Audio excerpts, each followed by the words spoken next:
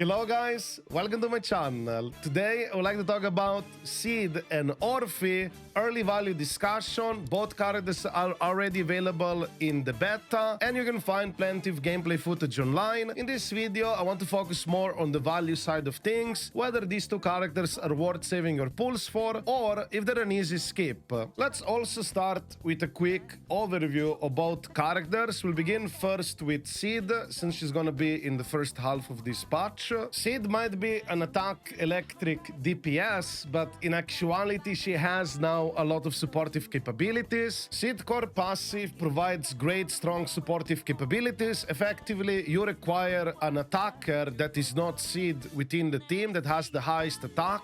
That character will be considered her partner, and the partner will receive a significant amount of attack boost, critical damage. Also, Sid does receive attack and critical damage boost, and if both of the buffs are up, you'll also receive a nice strong damage boost on top of that, and this buff does last a significant long time. And also if you do meet its additional requirement ability, which requires specifically an agent character, you'll be able also to restore a certain amount of energy to partner every second. Of course, Sid also has DPS capabilities. Her motion values, at least on certain things, seem to be relatively strong, and she's definitely gonna work, at least as of right now, with various kinds of double DPS teams. Of course, Sid will work great with Orphe and Magus, but you can also play Sid outside of that.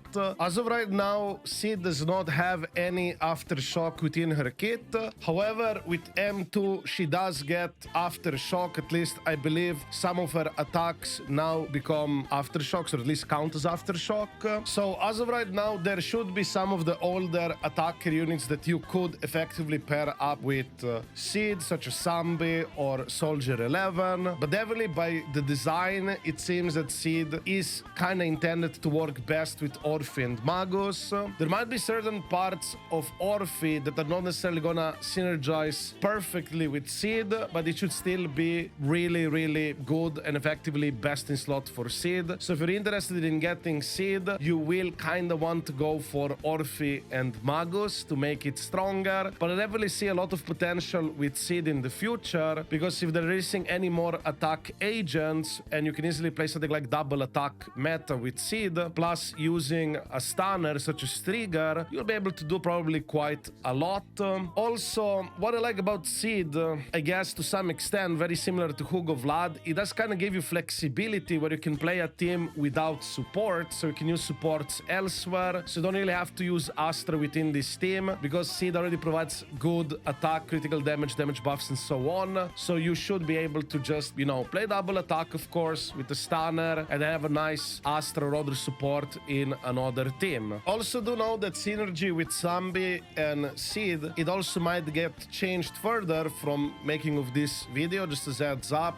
There could be like some last minute changes or even life changes where they change it like within the maintenance or something like that, just as a heads up. But as of right now, if you're somebody who has Zombie, you should be able to use Sid with her and it's fine. However, if you are getting Sid, then I would not recommend to go for Zombie if you don't already have it, and just go straight for Orphe and Magus if you happen to have the pulse. If you don't, you could just get Sid, play with some other attacker in the meantime, and get Orphe and Magus later down on a rerun. Now, let's talk about Orphe, but before that, I would like to let you know that a lot of you guys who watch me are not subscribed. If you'd like to support this small channel, feel free to subscribe, smile, and now let's talk about Orphe and Magus. Orphe is a fire attacker DPS, like I already mentioned with Sid. She obviously will work well with Sid, but Orphe can be, of course, played elsewhere. But first, let's have a quick overview of what she does. Effectively, she's a fire attacker with off-field DPS capabilities. She has aftershocks, and also with her core skill, she does buff plenty of her own damage, such as her own critical rate, aftershock damage increase, and also on top of that, she has buffing capabilities that, based on her energy regen rate, you'll be able to buff your team with a nice attack boost. You can also extend this attack boost for an extended period of time whenever you're doing aftershocks with your teams. Also, pretty much all of her important attacks are counted, considered as aftershock. As for her additional ability, you will require to play her with a support or stun agent. And basically her additional will provide you a nice defense ignore on aftershocks whenever you have that attack buff up. Do know that the attack buff and in turn the defense ignore does last for a significant amount of time, and you can easily extend it with aftershocks. But the biggest hitting ability effectively of Orphe is her X special attack, and it's all about her X special laser. I guess here I also should quickly mention for Orphe, because I kind of forgot that Orphe biggest hits, at least they used to be, her basic attack, but now Sid also has pretty high ult motion value multipliers. So pretty interesting stuff. It should be quite hard hitting, but also what I like about Orphe is that she kinda can be used in other teams beside Sid. Of course, you should be able to use Orphe in Sambi perfectly fine. However, once again, if you're in a situation where you don't have Sambi in your account and you're going for Orphe in Magus, I'll probably still prioritize getting Sid over Sambi in terms of meta. But of course, they might release also some future upcoming agents that will also work and synergize really well with Orphe. However, in terms of pull value, I would say that Orphe/Sid teams can be quite expensive, because to make them like really good, to get the best variation of them right now is basically going for Trigger with signature plus Orphe and then Sid, ideally with her signature as well, because Sid's signature does provide ridiculous amount of damage increase. It also has defense ignore capabilities, which will synergize really well with Trigger V-Engine as well. As for Orphe additional ability, which does provide defense ignore, as of right now, I'm not certain whether that defense ignore is for all attacks or specifically for aftershocks. If it's only for aftershocks, then naturally would not synergize with Sid, unless if Sid attacks do count as aftershocks. At least some of them do count as of right now if you have M2. So in short, very premium, expensive team, and if you are just looking for meta value, meta pull, I personally would recommend kind of skipping